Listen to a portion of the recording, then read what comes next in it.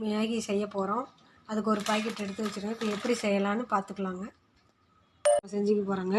ஒரு பாக்கெட் எடுத்துக்கிறோம். பண்ணிக்கலாங்க. ஆன் பண்ணி கடாயை வச்சுருக்கிறேன். கடாய் காஞ்சிருச்சுங்க. 2 ஸ்பூன் ஆயில் ஊற்றி, கடலெண்ணெய் தாங்க ஊற்றுறேன் நான்.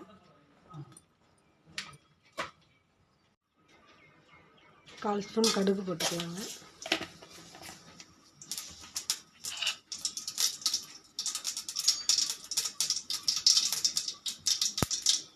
கடுகு பொரிஞ்சிச்சு. ஒரு பெரிய வெங்காயம் கட் பண்ணி வச்சுருங்க. பெரிய வெங்காயம் ஒன்று போட்டுக்கலாம்.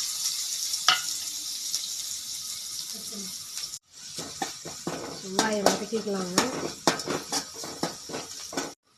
ஒரு கொத்து கருவேப்பிலை போட்டுக்கலாம். 1/2 ஸ்பூன் இஞ்சி பூண்டு போட்டுக்கலாம்.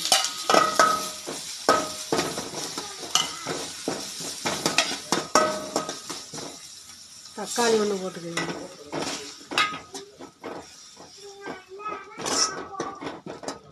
தேவையான அளவு கல் போட்டுக்கலாங்க. உங்களுக்கு தேவையான அளவு நீங்கள் உங்களுக்கு எவ்வளோ தேவையோ அவ்வளோ போட்டுக்கோங்க. இது மிளகா கொஞ்சமாக 1/4 ஸ்பூன் மிளகாத்தூள். அதுலேயே மசாலா இருக்குதுங்க, அந்த பாக்கெட்லேயே மசாலாத்தூள், அதை போட்டுக்கலாம். அதனால் கொஞ்சமாக போட்டுக்கிறேன். உங்களுக்கு காரம் உப்பு தேவையான அளவு போட்டுக்கோங்க.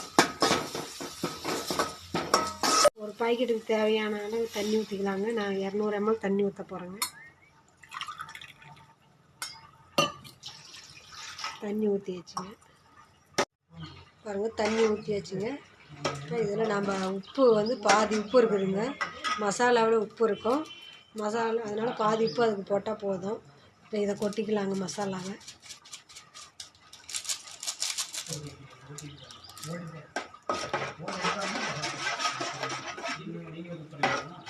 போட்டுக்கலாங்க.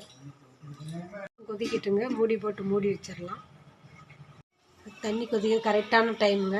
பாருங்க, ஒரு பாக்கெட் நூடுல்ஸு, எம்மி நூடுல்ஸ் எடுத்துருக்குறேங்க. இப்போ போட்டுக்கலாங்க.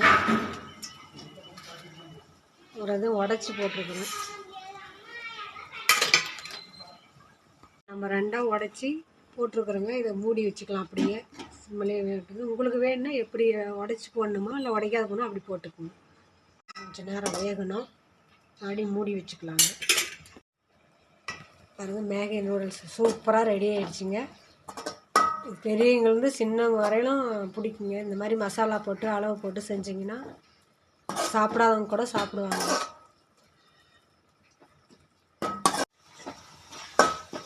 ரெடி ஆகிடுச்சிங்க. ஸ்டவ் ஆஃப் பண்ணிடலாங்க. உங்களுக்கு இது பிடிச்சிருந்தா லைக் பண்ணுங்கள், ஷேர் பண்ணுங்கள், சப்ஸ்கிரைப் பண்ணுங்கள். தேங்க்யூ.